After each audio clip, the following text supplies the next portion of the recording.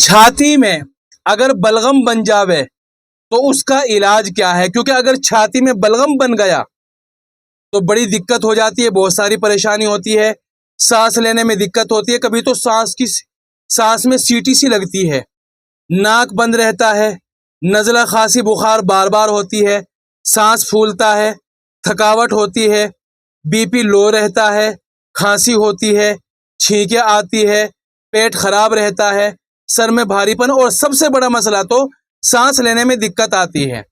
अच्छा, छाती में बलगम क्यों बनता है, किस बीमारी की वजह से ऐसा होता है? तो मैं आपको बतला दूं कि छाती में बलगम कई बीमारियों की वजह से होता है।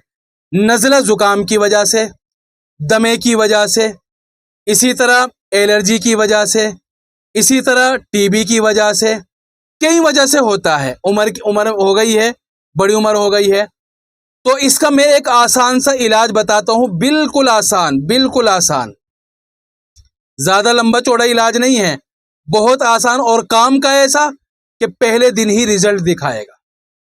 और ये मैं इसलिए बताता हूं, देसी दवाइयां मेरे पास 10-10 साल, 20-20 साल, 25-25 साल दवाइयां खाकर आ जाते हैं इंग्लिश। शुरू में तो उनको सुकून मिलता है, फिर क्या कहते हैं, यार इंग्लिश दवाइयों ने मेरा नाश कर दिया, बेड़ा गर्क कर दिया।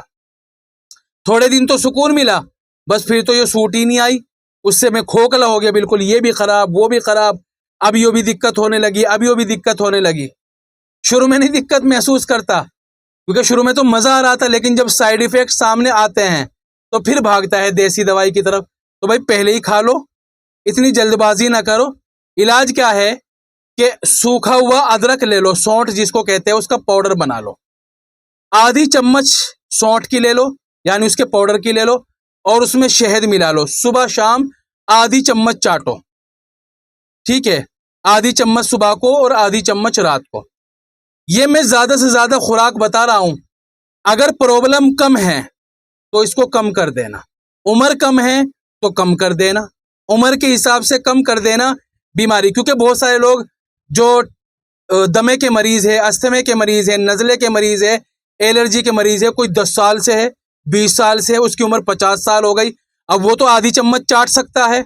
लेकिन जो आदमी 20 साल का है, 25 साल का, अभी 10-15 दिन से परेशानी हो रही, महीना 2 महीने से हो रही है, तो उसको कम करा देंगे, रिजल्ट पहले दिन दिखाएगा इंशाअल्लाह। दुआओं में याद रखना। अच्छा, जो लोग इलाज कराना चाहते हैं, मेरे पास मरीज आते हैं, तो भाई अपने घर पे कम मंगाया करो, यहीं आकर ले लो, ज्यादा अच्छा है, इसमें आपको फायदा। मैं तो भेज दूंगा, मुझे तो भेजने में आसानी है। कैसे? अगर आपने आज ऑर्डर करा, कल को भेज दूंगा, परसों को भेज दूंगा, कोई टेंशन ही नहीं है, तरसों को भेज दूंगा, जब मूड बनेगा जब भेजूंगा, और फिर पता भी नहीं, सारी निशानी मेरे सामने नहीं है, तो मुझे तो सहूलत है। तो मैं तो आपके नफे के लिए कह रहा हूं, यहीं आकर ले लो।